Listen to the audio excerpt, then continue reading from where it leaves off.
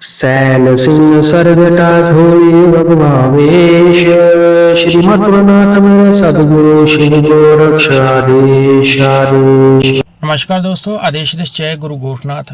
आज का टॉपिक आप समझ गए। साधक स्त्री अगर बाहर भोग करे तो उसकी गुरु गद्दी का, उसकी सवारी चौकी का बोलते ना कि क्या सिस्टम रहता है, उसकी शक्ति छीनती है या बढ़ती है, क्या कारण साधना में, मतलब कि क्या इसका इफेक्ट पड़ता है और किन कारणों से उनकी गद्दी जो है बन जाती है।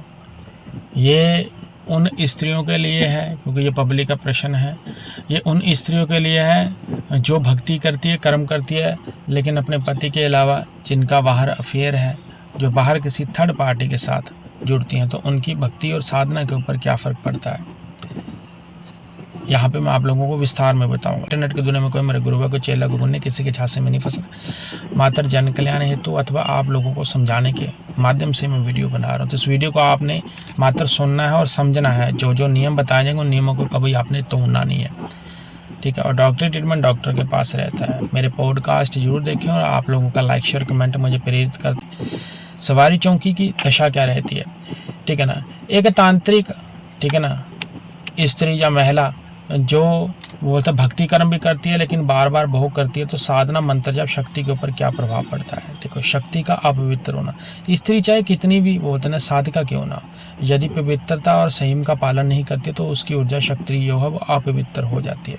तांत्रिक के द्वारा बार बार भोग करने का, उसके साथ भोग करने के स्त्री की जो कुंडलिनी शक्ति है वो अनस्टेबल हो जाती है, असंतुलित हो जाती है। वो मंत्र जाप सिद्धि पर भी सीधा असर पड़ता है। जब किसी स्त्री के साथ होता ना बार बार भोग होता है, ठीक है ना, तो वह साधना कर रही होती है, तो उसके मंत्र की जो ऊर्जा है वो कहीं ना कहीं होता है ना स्थानांतरित बोल सकते हैं आपको, या उसका बोल सकते हैं कि ऊर्जा का जो वेग है वो कम होने लगता है और सामने चले जाता है, ठीक है।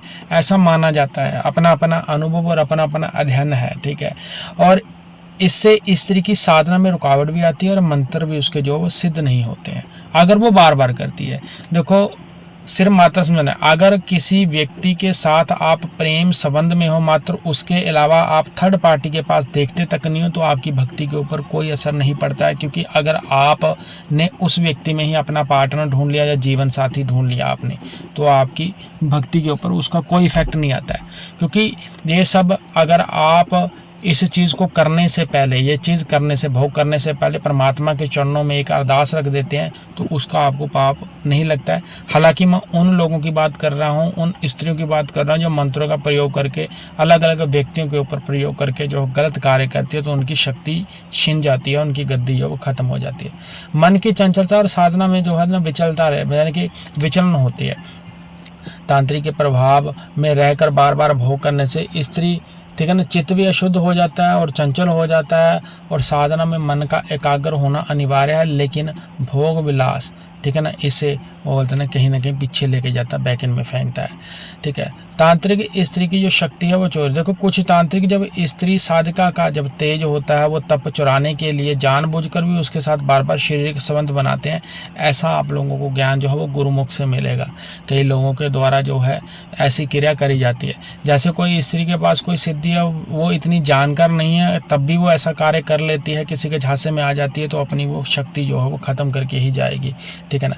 यह एक प्रकार की ऊर्जा की हानि है, जिसको एनर्जी ड्रेन भी कहा जाता है, और इससे स्त्री को मानसिक, शारीरिक और आत्मिक रूप से कमज़ोर कर देती है। ये जिस लेवल पे आप जाना चाहते हो वहाँ पे आपको नहीं पहुँचने देती है। मंत्र जाप का निष्फल हो जाना। जब शरीर या पवित्र हो जाता है तो मंत्र जाप केवल ध्वनि रह जाती है, उसमें कोई चेतना नहीं रहती है। मात्र आप जप रहे हो। जो लोग बोलते हैं ना, गुरुजी मैं झाड़ा लगाता हूँ, मैं झाड़ा लगाती हूँ, मेरे काम नहीं करते हैं, तो पहले अगर ये गलती करते हो तो इन गलतियों को रोकना पड़ेगा आपको। इस कारण से जाप में भी कोई परिणाम नहीं आता आपको, यानी कि फल नहीं मिलता, बार बार आपकी साधना निष्फल हो जाती है, दोष पड़ते हैं, संकट आने लगते हैं। तांत्रिक के साथ संबंध बना पे स्त्री के जीवन में कई प्रकार के होते हैं ना, जिसको कर्मिक बोझ बोलते हैं, वो बढ़ने लग जाते हैं, और ये इतने बढ़ जाते हैं कि वो दर दर की ठोकरें खाने लगती है, तब आप तांत्रिक की गद्दियों पर भटकना शुरू कर देते हो, लेकिन वो चीज़ आपको नहीं मिलती है। इस अकारण भय, मानसिक दबाव, संबंधों से टूटना, धन की हानि जैसी समस्या भी उत्पन्न होती है। इष्ट देवी और देवी देवताओं का क्रोध। यदि स्त्री किसी देवी या इष्ट की उपासना कर रही है, उसके जीवन में ऐसी गलतियां करती है, उसके जीवन में देवताओं का पूर्ण रूप से हाथ है, वो उनको पहले सब कुछ दे रहे थे, बता रहे थे, अगर वो ऐसा काम करती है तो शक्ति जो वो हटने लग जाती है पीछे, ठीक है ना। यह स्थिति बहुत ही खतरनाक हो सकती है। देवी या इष्ट तृतीय संकेत या दंड भी दे सकते हैं। स्वप्नों के माध्यम से आपको ये चीज़ दिखाई देती है।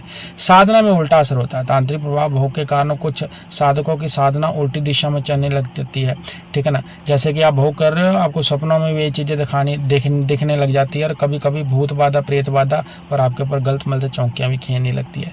इनसे बचने के लिए आप लोगों ने क्या करना है, खुद की मर्यादा और पवित्रता बनाए रखें। गुरु या सच्चे मार्गदर्शन की आपने शरण लेनी है, जो गुरु अच्छा, जो आपको ज्ञान दे। यदि गलती हो चुकी है तो उसका पश्चाताप करना, ठीक है ना। जैसे अखंड दीपक लगाना, चंडी पाठ करना, महामृत्युंजय मंत्र का पाठ करना या गुरु मंत्र का पाठ करना, इससे दोष कटने की भी संभावना बढ़ती है कि अगर आपने पीछे गलतियां कर रखी, आगे नहीं करते, ऐसा संकल्प लेके दृढ़ता के साथ आप जाप करते हो। तांत्रिक से दूरी बना के रखनी है, खासकर स्त्री जो सिर्फ शरीर के रूप में ही बोलते हैं देखते हैं, उनसे दूरी बना के रखो। इन चीज़ों का आपने ध्यान रखना है। प्रेम संबंध पवित्र होना चाहिए, उसमें कोई हानि नहीं होती। आदेश निश्चय।